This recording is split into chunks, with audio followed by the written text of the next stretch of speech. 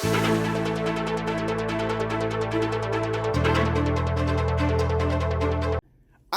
pamamuklat king kaganapan 2024 o yung selebrasyon na ng 23rd cityhood anniversary na ng City of San Fernando, Pampanga. Miyabe-yabe na rin miyembro na ng private sector din talapagobra na ng San Fernando LGU bang makisalmet no king citywide cleanup day nga ning Webis a 1 ng Pebrero. Mikitay mayaking syudad kung pakamalan alang malakwan king kaganapan kaya betamungan ang pamagselebra ng banwa. Agpangking Acting City Environment and Natural Resources Officer Maria Teresa Doble, banwa-banwayang gagawa ng cleanup drive, dapat imbes na king poblasyon area la maglinis, apilirang idaw ng aktibidad king tourism road ng syudad.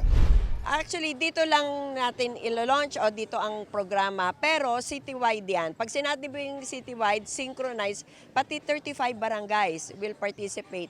Bakit umalis na tayo sa poblasyon? Kasi sa poblasyon, lagi na lang yun ang sentro eh. Sa pagbubukas ng tourism road na kung saan daanan ng hindi lang ng San Fernando at ng ibang munisipalidad, no? Parang sinishowcase natin na etong tourism road ay malinis, no? At pag dinaanan mo talaga ay dapat free from illegal waste dumping.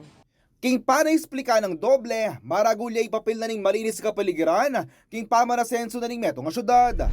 Ang focus natin, lagi naman kalinisan para sa bagong San Fernando.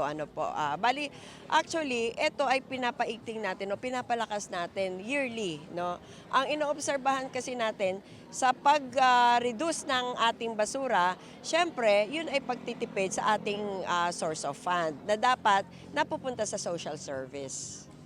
Masanting naman kano yung resulta ng programa na ning Senro uling bitataseng waste diversion rate na ning syudad. Ing waste diversion ng proseso na ning pamag-divert o pamag-redirect basura, iba't ka ring landfill kapabilitan na ning recycling. Agpangkang Doble, mahigpit ng patupad ng mayayaliwang regulation dikil king waste management.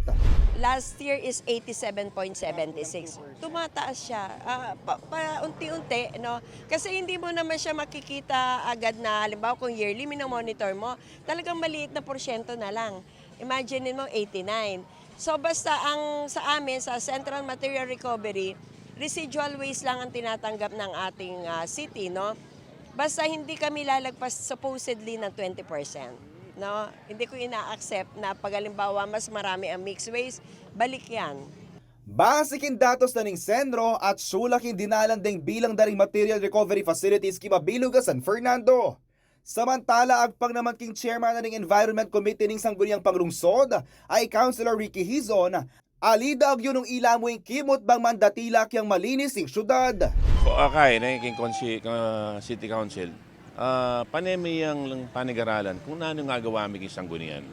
Nanula rin nga niya rana ning mo hindi king sentro o hindi katamping local chief executive nanong po rin ang patupad. Kami at kami ka rin para support na siyempre nanong mong etamo gawan at kinging kaya pa na naman yung syudad na niya. Makasadya naman kanuning sablang Fernandino na sumawap uling iti kanu, ing malating bagay karelang ayang bag alimuking karelang komunidad.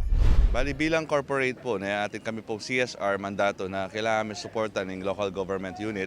Karengang best practices, especially po ini pong gagawan ng cleanup drive ng Senro. Siyempre po makipag-cooperate ka, yung basura mo dapat balo mong segregate at balo mo rin nung kaplandakunan para may kabit kang MRF. Panagkat na naman ng Senro alimong yeni o metong mong aldoy pamakyabay na ng Fernandino karing makanini pamikatagon, nunaygawan sana kanong mas maralas para namuring king indong kalikasan at karen tutuking generasyon. Yakupin kaya ko yung talasuyod, J. Jesus, ating pusong makabalen.